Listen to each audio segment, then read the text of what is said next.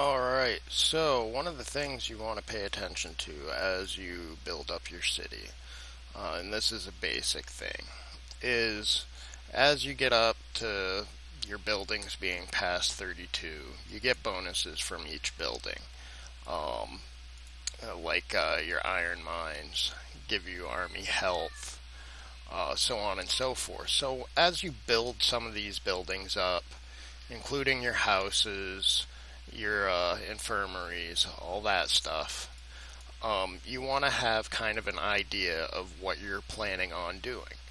For the most part, while you're working on T6, T7 studies, you're best off having iron mines because your troops will have more health. You won't lose so many so easily.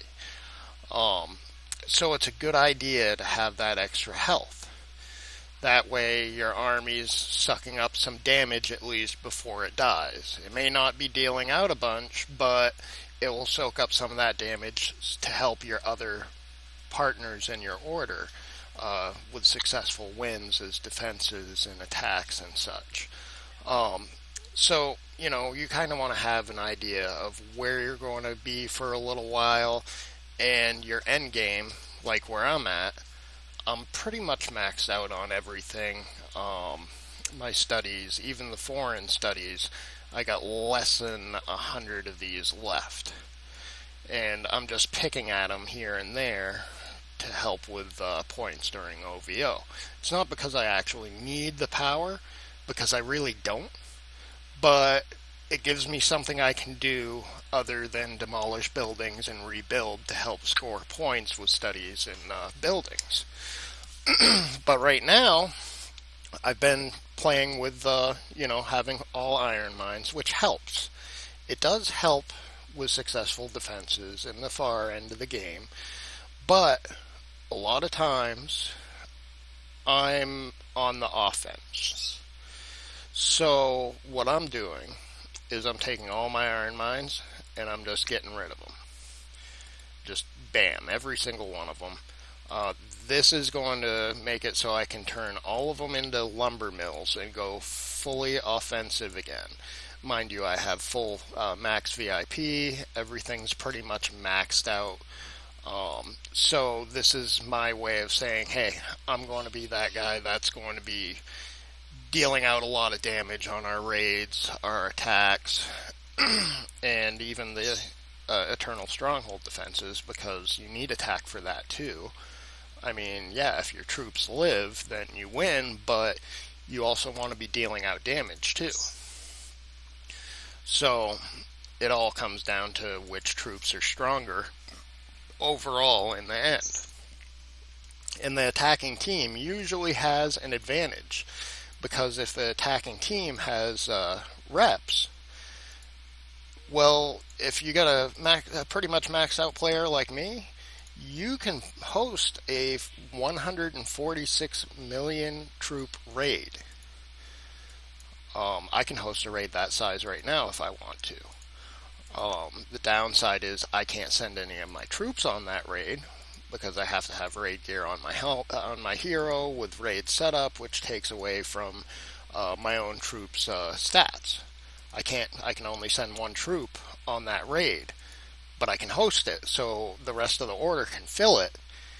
And 146 with reps against 163, there's a very high probability that if the 146 is anywhere near what they are, or has a slightest advantage in counter troop types, that 146 is going to win every time.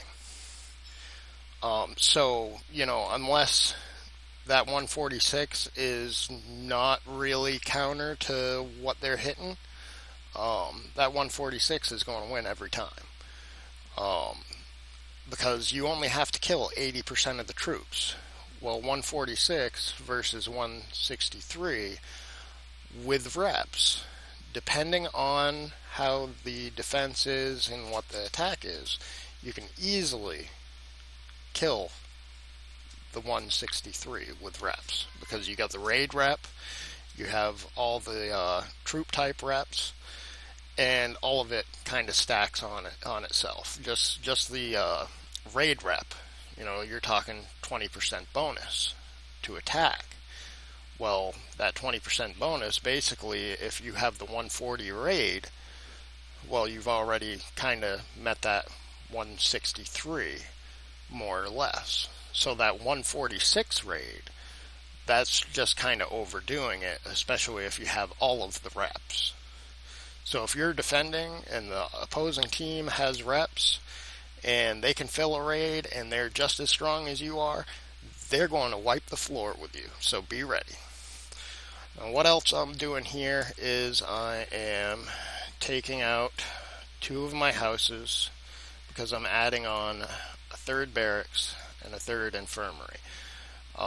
Typically, I advise keeping as many houses as you can while still being able to train a decent amount of troops. So typically, I advise 2 barracks, 2 infirmaries. That's kind of the way you want to go because you get so much training bonus from each house. Yes, you train less, but you use a lot less in boost for each house you have. I'm not too worried about that right now. It's something that's kind of whatever. It doesn't matter. So I'm going to be building up a 3rd barracks and a 3rd infirmary. Other than that, that's all for this video. Just wanted to remind some people that aren't at the end game to always look at the end game when you're building up your city and make decisions that are going to work for you while you build up your city. Because once your buildings start going to 33, that's when you start getting bonuses like this tossed into the mix. And it is important to remember that because that's going to help your troops down the road.